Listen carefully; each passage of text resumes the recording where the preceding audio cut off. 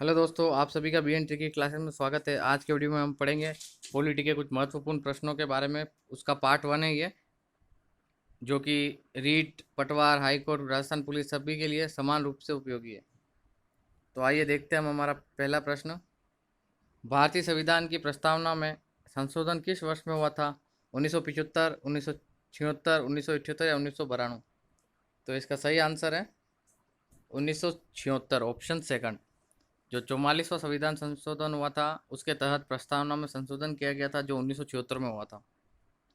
अब हमारा अगला प्रश्न है, भारतीय संविधान को अंगीकृत किया गया संविधान सभा द्वारा, संसद द्वारा, लोकसभा द्वारा या राज्यसभा द्वारा? तो इसका सही आंसर है ऑप्शन फर्स्ट, संविधान सभा द्वारा। अब हमारा अगला प्रश्न है, पंथ निरपेक्ष शब्दावली जिसे बाद में जोड़ा गया का उल्लेख भारतीय संविधान के किस भाग में मिलता है? मौलिक अधिकार में, नीति निर्देशक तत्वों में, प्रस्तावना में, इनमें से सभी में? तो इसका सही आंसर है ऑप्शन 3, प्रस्तावना में। अब हमारा अगला प्रश्न है, भारतीय संविधान की कौन सी विशेषता नहीं है? प्रजातांत्रिक पद्धति, मूल अधिकार एवं कर्तव्य, प्रत्येक नागरिक को रोजगार की सुरक्षा, स्वतंत्र न्यायपालिका? तो प्रत्येक नागरिक को रोजगार की सुरक्षा, ऑप्शन 3 इसमें सही आंसर है। यह भारत की संविधान की विशेषता नहीं है। अब हमारा अगला प्रश्न है, भारत एक गणतंत्र है, इसका अर्थ है सभी मामलों में अंतिम अधिकार जनता के पास है। भारत में संसदीय शासन व्यवस्था है। भारत में वंशानुगत शासक नहीं है। भारत राज्यों का एक संघ है। तो भारत एक गणतंत्र है, इसका सही अर्थ है ऑप्शन 3, भारत में वंशानुगत शासक नहीं है। हमारा अगला प्रश्न है, किस वर्ष भारत एक प्रभुत्व संपन्न प्रजातांत्रिक गणराज्य बना? 1947 में, 1951 में, 1935 में या 1950 में? तो इसका सही आंसर है 1950 में।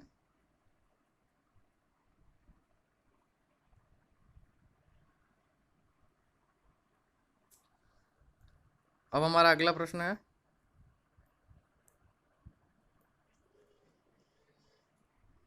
संविधान की प्रस्तावना में प्रयुक्त शब्द सेक्युलर का अर्थ है सभी नागरिकों को धर्म में उपासना की स्वतंत्रता, एकेश्वरवाद, बहुदेववाद, सभी धर्मों की अस्वीकृति? तो इसका ऑप्शन फर्स्ट सही है, आंसर फर्स्ट, सभी नागरिकों को धर्म में उपासना की स्वतंत्रता।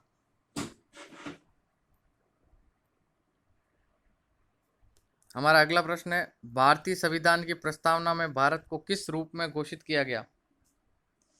एक सार्वभौम प्रजातांत्रिक गणतंत्र, एक समाजवादी प्रजातांत्रिक गणतंत्र, एक प्रभुत्व संपन्न समाजवादी धर्मनिरपेक्ष प्रजातांत्रिक गणराज्य, या इनमें से कोई नहीं?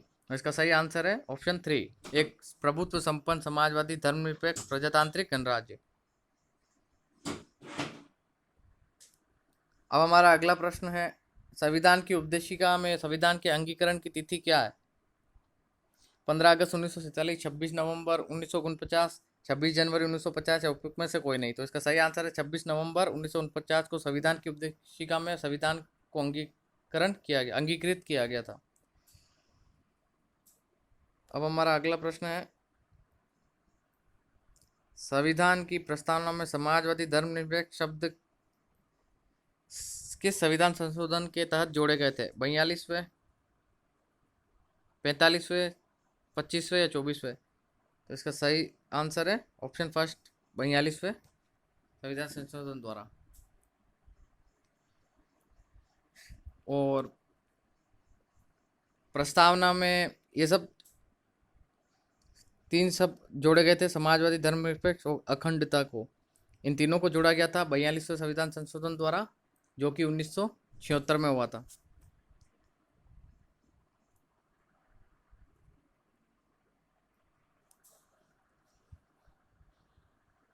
अब तक भारत के संविधान की उपदेशिका में कितनी बार संशोधन किया जा चुका है? तो इसका सही आंसर है ऑप्शन फर्स्ट, एक बार। अब हमारा अगला प्रश्न है, निम्नलिखित में से दो शब्द कौन से जिनका समावेशन 42वें संविधान संशोधन द्वारा संविधान की उपदेशिका में किया गया? धर्मनिरपेक्ष लोकतांत्रिक, प्रभुत्व संपन्न लोकतांत्रिक, समाजवादी धर्मनिरपेक्ष या धर्मनिरपेक्ष गणतंत्र? तो इसका सही आंसर है ऑप्शन 3, समाजवादी धर्मनिरपेक्ष। तो दोस्तों ये हमारा पहला पार्ट हुआ पॉलिटी का। अगला पार्ट जल्दी अपलोड होगा, उसके लिए आप चैनल पर बने रहिएगा। वीडियो अच्छा लगा हो तो लाइक करना, चैनल को सब्सक्राइब एंड शेयर करना। और दोस्तों एक और चीज़, ये भारतीय संविधान की प्रस्तावना में संशोधन किस वर्ष हुआ? तो ये 1976 में हुआ था। ये 42वां संशोधन द्वारा हुआ था। ठीक है, थैंक्स फॉर वॉचिंग फ्रेंड्स।